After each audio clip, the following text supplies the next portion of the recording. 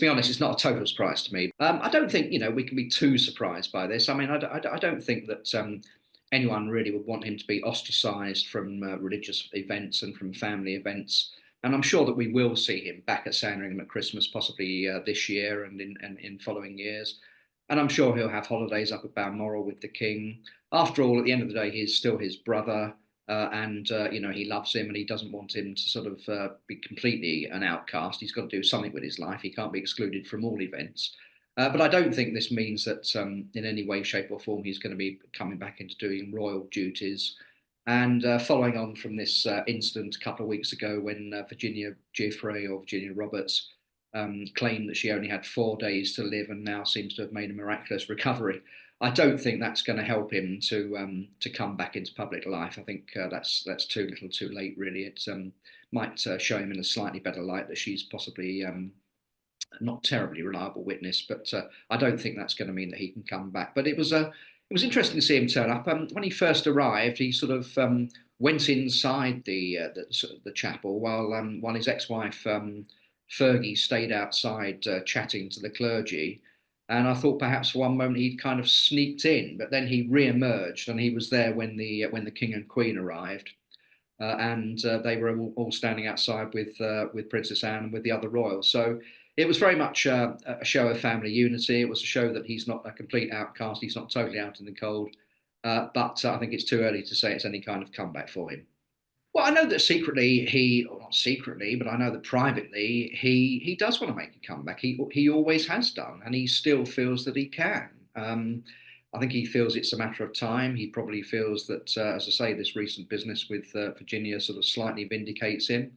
But you still have to ask yourself the question: why were several £1 million paid to her if he'd never actually met her? So it was. I don't think this lets him off the hook. But yes, he knew he would be filmed today. He knew he would be photographed. He knew he would be seen standing next to the king and standing next to the rest of the family. And he obviously still feels very much part of the family. And I don't think anyone can take that away from him. He will always be a member of the family. And we will see him at Christmas, at family events, and on holidays together. But I just feel that I'm afraid it's gone too far. I don't think the public would accept him coming back to doing any royal duties. And so he has got a bit of a problem as to what he does with the rest of his life. He's only in his early 60s.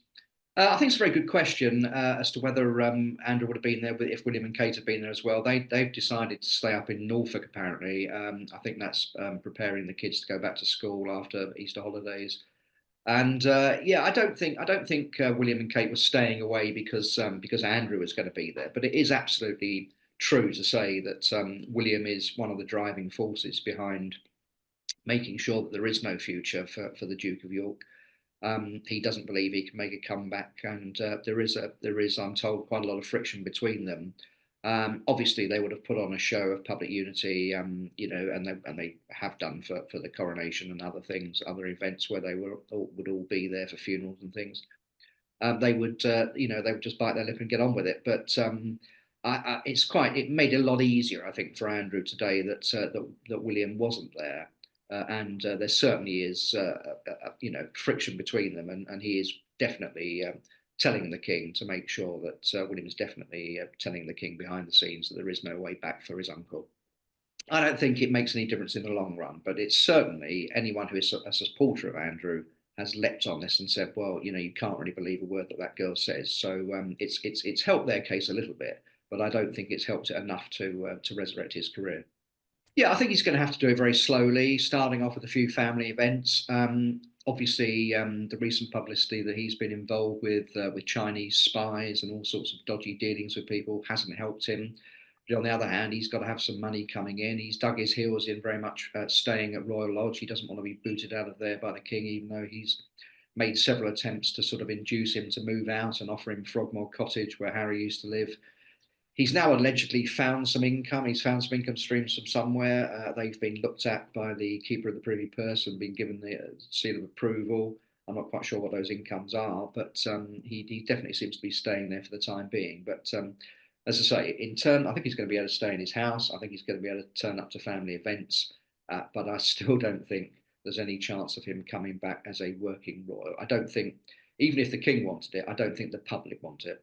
Well, it's they're two very different situations, obviously, between the two sets of brothers. But yeah, there are similarities, I suppose. But the difference is at the moment that the king is talking to Andrew privately, and he's letting him turn up to events like this. Whereas, of course, at the moment, William's not talking to his brother even behind the scenes. I mean, there's no chance of a rapprochement there. And I have to say, I do have my doubts as to whether that relationship is ever going to be healed.